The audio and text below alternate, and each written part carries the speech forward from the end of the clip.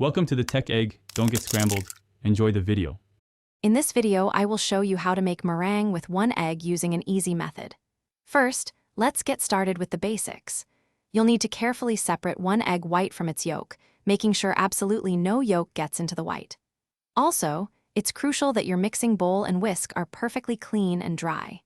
Any trace of grease or moisture can prevent your meringue from whipping up correctly, so take your time with this important first step.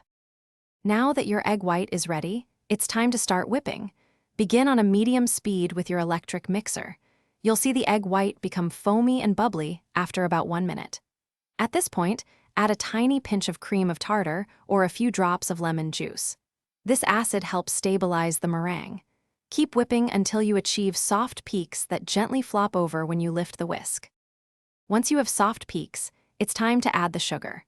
Slowly, 1 teaspoon at a time, sprinkle in 2 tablespoons of superfine granulated sugar while the mixer is still running. After all the sugar is incorporated, increase your mixer speed to high.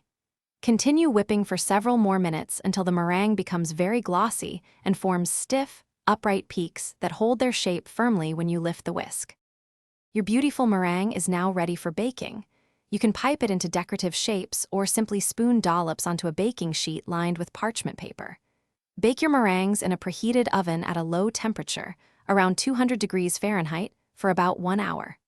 For the crispiest results, turn off the oven after baking and let the meringues cool completely inside with the door slightly ajar. Enjoy your homemade treat. Thanks for watching. Consider subscribing if I helped unscramble your problems.